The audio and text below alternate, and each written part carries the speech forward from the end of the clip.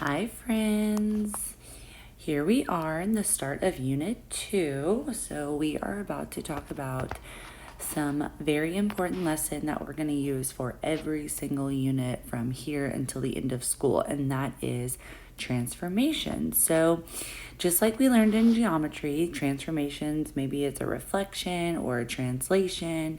We actually don't do rotations in algebra, but similar to the transformations we learned in geometry, but we're just going to see them algebraically. So what I'd like to do is just first start off with some function that they give us the graph of on the left-hand side. So what we're seeing is the first table. They tell us those x points and those f of x points, which we know is another way of saying y.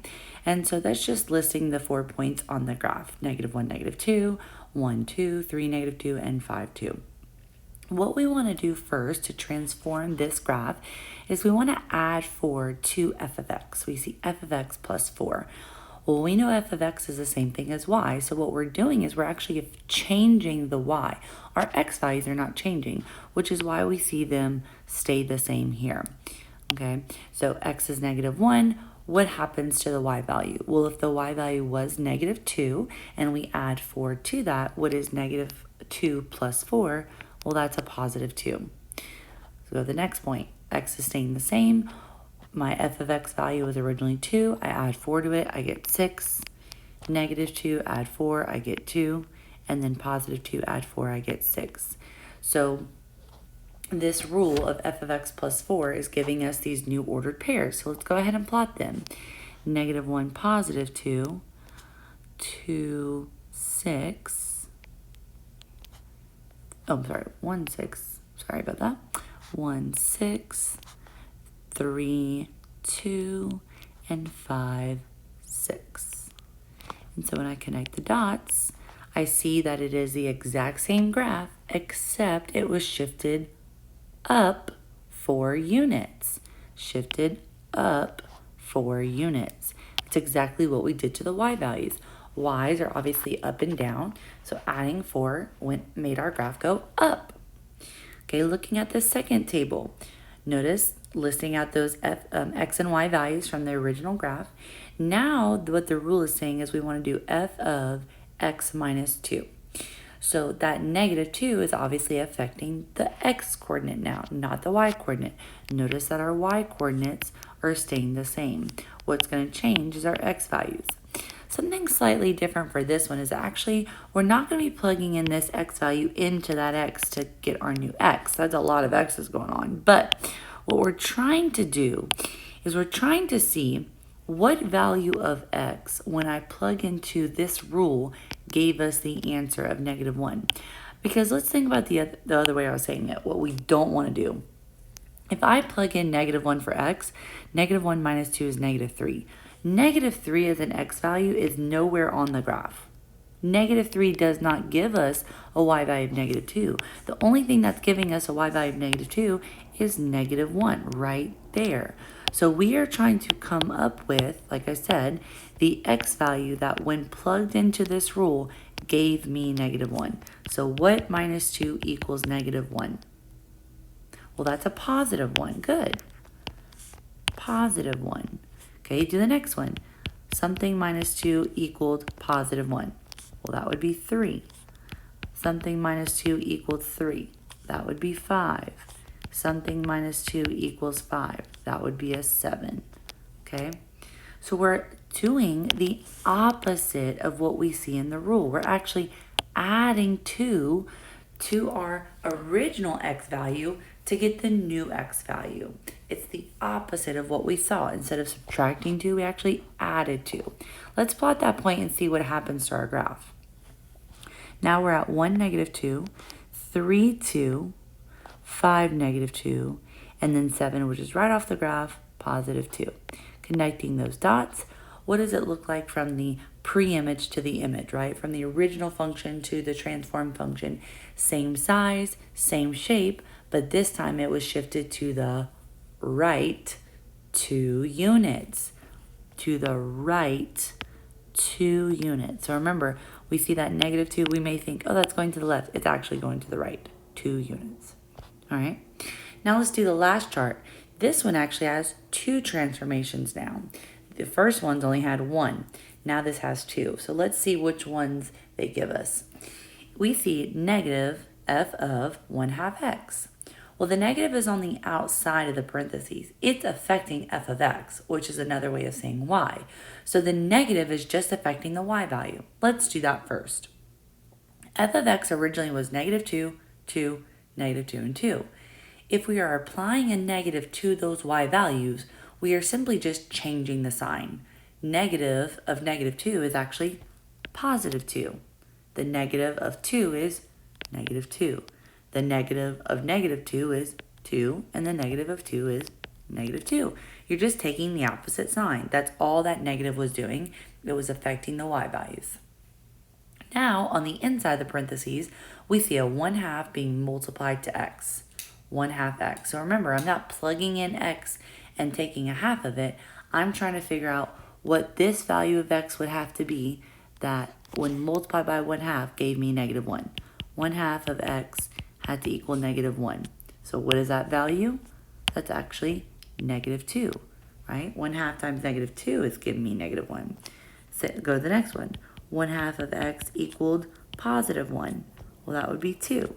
1/2 of what number gave us 3? That would be 6. 1/2 of what number gave us 5? That would be 10. Okay, remember, we're doing the opposite with the x values. We're doing the opposite of what we see. We see 1/2 being multiplied to the x. So what we actually want to do is divide by 1/2. Dividing by 1/2 is the same thing as multiplying by 2, which is what we did. Negative 1 times 2 is negative 2. 1 times 2 is 2. 3 times 2 is 6. 5 times 2 is 10. Plotting those points, negative 2, 2, 2, negative 2, 6, 2, and then 10, negative 2 would be over here somewhere. Look at what happened to your graph. Your graph this time did not stay the same size. It actually got bigger horizontally. It horizontally stretched, which makes sense because horizontal transformations happen on the inside of the parentheses, and it's the opposite of what we see. We see that number that's less than 1, we would think it'd be getting smaller, but because it's horizontal, it's actually getting bigger. And then out in front, we saw that negative. That made the graph flip. If you notice, it flipped from the original. Okay? So, now let's put that all together and list out the rules for transformations. You're going to see this chart multiple times. Every time we introduce a new parent function, which is in every single unit from now until the end of the year, we will use this transformation chart. I want you to take a look at the left side versus the right side. The left side, everything's happening inside those parentheses. So remember, that's all of the horizontal transformations because it's affecting the x. That's horizontal. Everything on the right-hand side, notice it's outside of the parentheses. It's affecting the y value, or f of x, which means these are all vertical. Okay, and that's always the case. No matter what your parent function is, no matter what you're transforming, these transformations will still stay the same. So let's focus on the horizontals first. Remember, anything inside the parentheses, it's opposite. So when we saw that x minus some number, we were actually shifting right. What did we do algebraically? What operation did we actually perform to that x value? We actually added that number to the x. If I saw x plus some number inside the parentheses as a transformation, we would be shifting to the left. And we would want to subtract that value from x. If there is a number being multiplied to the x, like we saw here, 1/2 was being multiplied to x, that's going to give us some kind of horizontal stretch or compression. Notice we have two lines here, right? It's because b could be greater than 1, like 3 or 5 or 10, or b could be less than 1 but bigger than 0, like 1/2, 3/5, 1/3. If the number is greater than 1, that is going to give us a horizontal compression. Horizontal compression. If the number is less than 1 but bigger than 0, That's going to give us the horizontal stretch. Like we saw, excuse me, like we saw here, that horizontally stretched our graph. Because what are we doing with those values? We're actually dividing by that value, so x divided by a b, or multiplying by the reciprocal, which would look like that. Okay. Notice that in the numbers less than 1, I put the stipulation that it's bigger than 0. Because if it's less than 1, and I don't say bigger than 0, it could be a negative, which is what we see here. That is a completely different transformation, okay? A negative there means it's reflecting, it's flipping, okay? Reflecting over. Well, if this is a horizontal transformation and I flip horizontally, I'm actually reflecting over the y-axis. And all we do there is just flip that x value. If it was positive 2, make it a negative 2. If it was a negative 5, make it a positive 5. You just switch that x, the sign of the x. Okay, so these are all horizontal. Now let's look at the verticals. Remember, that's happening on the outside. Those are very straightforward. Those are what you think they are. When we shifted up 4 units, we saw a plus 4, right? So if I'm adding something to the y value, I'm shifting up. And I add it to the y value. If I minus it, shifting down. Subtract the value from my y. Same thing here when I see something being multiplied to the function out in front, that is vertical. So 2 things, that a value could be greater than 1 or that a value could be less than 1 but bigger than 0. If the a value is greater than 1, it's actually going to be a vertical stretch. It is going to get bigger vertically. If it's less than 1 but bigger than 0, it's going to be a vertical compression. What we're doing is we're going to multiply that a value to the y value. And then lastly, if there's a negative out in front, we are reflecting again, but this time a vertical reflection would be reflecting over the x-axis. And we're just taking the opposite sign of that y. Okay. So something very important that we need to know before moving on and to practice this is that, horizontal is the harder ones. Those are the ones that typically give us the more trouble. And just to add to that, we need to add this right here. It says factor out b, the b value, which is here, if you have multiple transformations, because it does actually affect how you shift left or right, or how many you shift left or right. So you want to factor out b before adding or subtracting. And we'll get more into that once we actually do an example. But yeah, so let's go there. All right, so example 1, we're actually going to start off pretty small, if you will. We're just going to be transforming a single point, and the point is 2, 3. All right, so what I'd like for us to do first is actually identify what transformations are being applied. So looking at the rule here. So in A, I see f of negative x. So that negative is on the inside, so it's affecting the x, which is a horizontal transformation. And negative means we're going to be reflecting. So I sometimes use a capital R for reflection. And then as a subscript, I put the axis that I'm reflecting over, which in this case is going to be the y-axis. So this says I'm reflecting over the y-axis. So let's do that. If I'm starting at the point 2, 3, and I reflect over the y-axis, I'm simply changing the sign of the x value. So my x value was positive 2. Now it's going to be a negative 2. My y value stays the same. And that would make sense on a graph, right? If I'm starting at 2, 3, and I reflect over this axis, I would end up at negative 2, 3. Right? All right. Here we go. Second one is 2 times f of x. So that 2 is on the outside of the parentheses, so that's a vertical.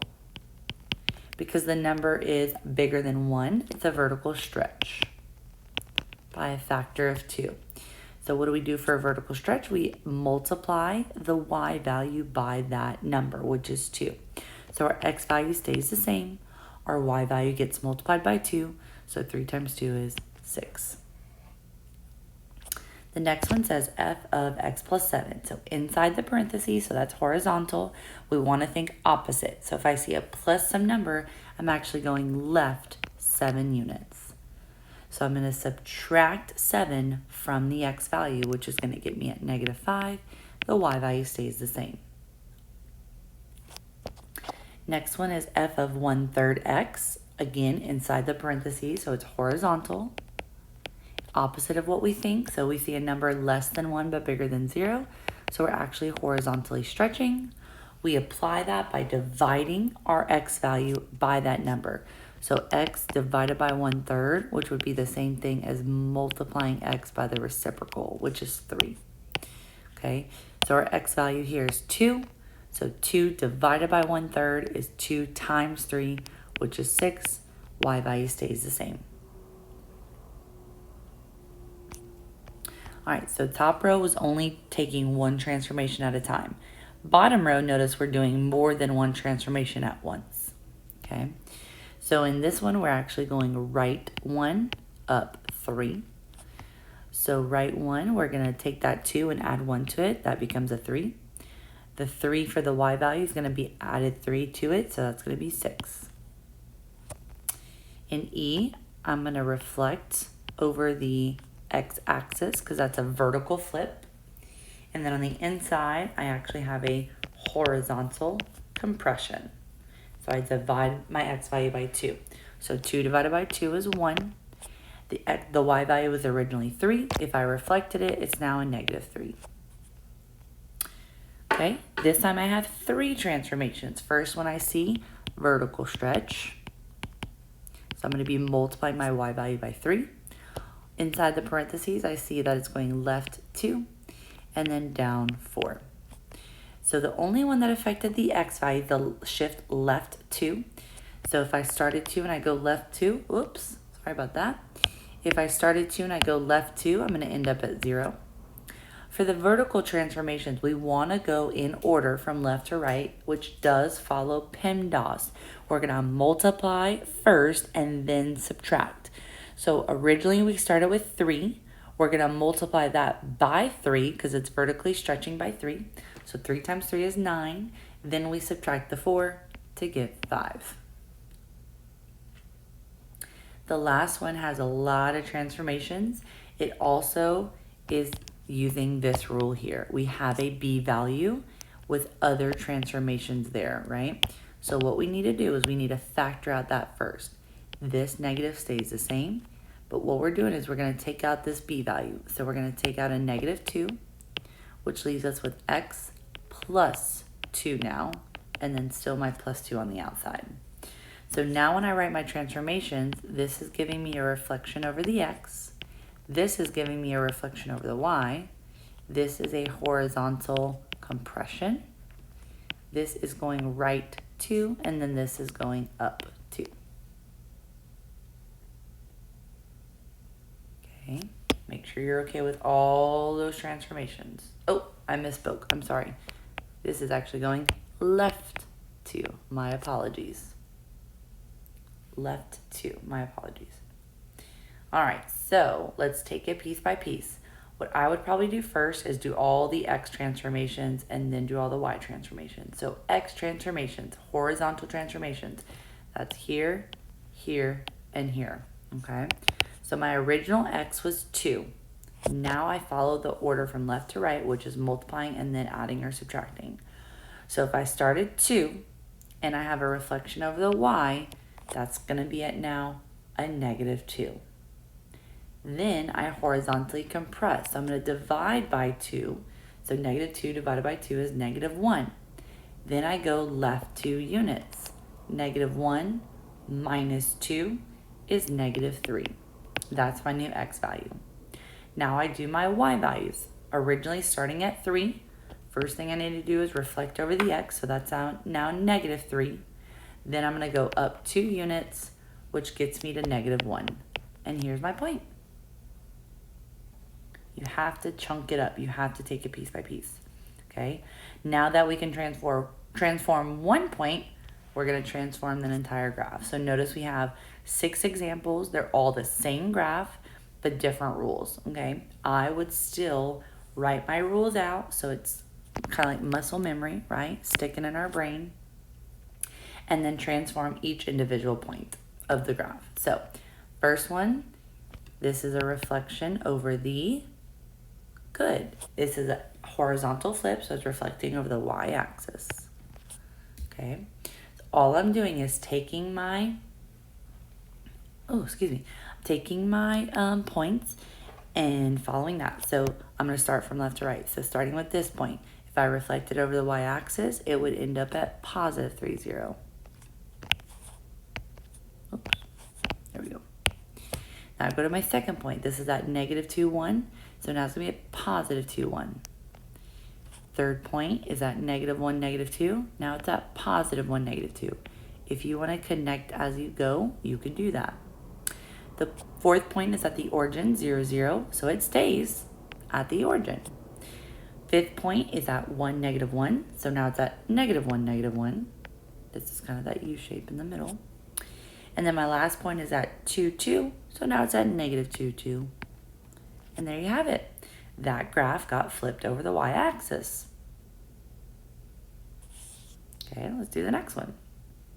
Or, if you want to pause the video here and try to do the rest on your own, you can do that. So we're reflecting over the y-axis again, and then we're shifting up 2 units. So reflect over the y-axis is going to get me here, but then I go up 1, 2. So my new point's actually here. Reflect, starting with this point now, I'm going left to right. So starting from the second point, negative 2, positive 1. So now I'm going to be at 2, positive 1, and then go up 2, 1, 2, I'm here. Negative 1, negative 2 is going to become 1, negative 2, up 2, here. 0, 0 stays 0, 0, but then goes up 2 units, so 1, 2 goes here. 1, negative 1 becomes negative 1, negative 1, up 2 units here, if you need to see the connection. And then 2, 2 becomes negative 2, 2, up 2, up here. There you go. It's flipped and shifted up 2 units. And you can see the difference, right? The first one was just flipped. The second one did the flip and then went up 2 units. That's exactly what it looks like. Okay. For this one, we're going right 2 and up 1. So each point you just go right 2, up 1. So right 2, up 1, right 2, up 1, right 2, up 1, right 2, up 1, right 2, up 1, right 2, up 1. Connect the dots. That's it. No stretching, no compressing, no flipping, just shifting right and up. Should be the same exact graph, same size, same shape, just a different location. Okay, now we're applying 3 transformations. First one we see is a vertical stretch. So our y values get multiplied by 2. Then I see I'm going left 3 and down 1. Okay, so what we can do is I'm going to start at the point. I'm going to vertically stretch, and then I'm going to shift left 3 and down 1. All right, so this point was at negative 3, 0. 0 was the y value. 0 times 2 is still 0. Then I go left 3, 1, 2, 3, up 1. There's my new point. So our y value didn't change there because it was 0. The second point, though, is at negative 2, positive 1. Y value is 1. 1 times 2 is actually now going to be a 2. But then I go left 3, 1, 2, 3, and up 3. So I'm here. Third point was at negative 1, negative 2. So y value of negative 2 multiplied by 2 gives me at negative 4. Then I go left 3, 1, 2, 3, up 1. My point's here. Remember, our graph should look taller. We're vertically stretching our graph. So far, I already see that it's getting twice as tall. That's a good thing. Point of the origin stays at the origin. Then I go left 3, up 1. 1, negative 1 is going to be 1, negative 2. Left 3, up 1. And then the last point was at 2, 2. Now it's going to be at 2, 4. left 3, up 1, all the way up here. And there you have it. That's your graph that's been vertically stretched and then shifted left 3, down 1. Oh man, I went up 1, my bad. I was going up 1 that whole time. You were probably thinking, Miss Trees, hello. Okay, so there's the original, down 1. Gotta love notability, right? Wonderful. Left 3, down 1, not left 3, up 1. My apologies. All right, last two, you gotta be careful. You have that B value with other transformations. You need to factor it out. I would get in the habit of anytime you see a B value, factor it out. Obviously, this was not a B value, or even if we treated it like one, there was nothing to factor out from, right? But here, we can factor out the 1/2. So that now looks like x minus what? What times a half gave me -1? -2, right? If I distribute that, I should get the same thing, which I do. So now I'm following this for my transformations, which is saying that I have a horizontal stretch and I'm shifting right 2. So horizontal stretch means I divide my x values by that number. When I divide by 1/2, that's the same thing as multiplying by 2 to the x values. So this first point is at -3, 0. -3 is the x value. -3 divided by 1/2 is the same thing as -3 times 2, which is -6. So that's going to take me here. But then I go right 2 units, so I'm actually here now. This point, -2, 1, so -2 times 2 is -4, but then I go right 2, so I'm actually right back where I started. Okay. Next point is at -1, -2. Horizontally stretching it is going to take me to -2, -2, then shifting right 2 units will take me here. Remember, you should be getting wider, horizontally stretching. So far, I like what I see. The point at 0, 0 stays at 0, 0, then gets shifted right 2. The point 1, -1 becomes 2, -1, shifted right 2 units becomes 4, -1. So big little thing there. And then 2, 2 becomes 4, 2, then becomes 6, 2, so all the way over here. I like what I see. It looks like my graph got horizontally stretched and shifted right 2 units. Good job. All right, and then the last one's got a lot going on too. Factor out that B value. So the negative stays, f of, let's do 2 times x plus 1, and then -1. So this is a reflection over the x-axis, a horizontal compression, left 1 and down 1. So 4 things going on, all right? If you guys need to make a list like this point, -3, 0, and then transform it and then get your end result, plot that point. Then do the next point, -2, 1. Do your transformations, get the new point, plot that point. Please, please, please show your work. Write it out step by step if you need to, okay? All right, so here we go. This point here, I'm going to go in order. If you want to do X stuff first, then Y stuff, or Y stuff, it doesn't really matter. Once that we put it in this format and get the transformations from there, everything should be good to go in order from left to right. So if I'm here and I want to reflect over the x-axis, I stay there, right? Then I want to horizontally compress. I'm dividing by 2. So this is -3. Now I'm at -1/2. But then I go left 1 and then down 1. So I'm here. Okay, you can be between 2 lines, obviously. Okay, this point, I reflect over the x-axis, I'm here now. I horizontally compress, I'm here now, right? Because this is -2 divided by 2 is -1. Then I go left 1, down 1. Here's my new point. This point here, reflect over the x-axis, takes me here.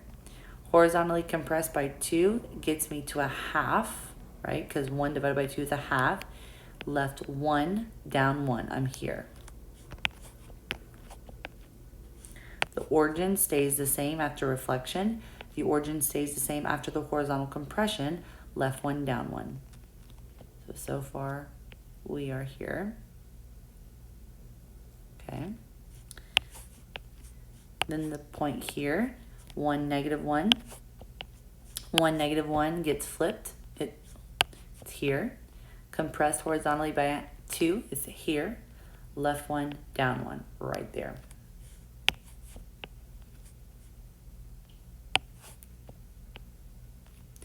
And then I have this point here at 2, 2.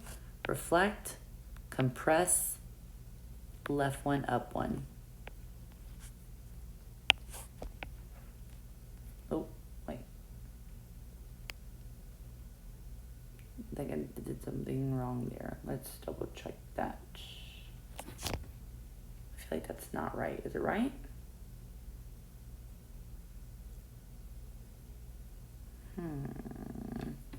Let me do that one again. 2, 2. Reflect gets me here. Horizontally compress gets me here.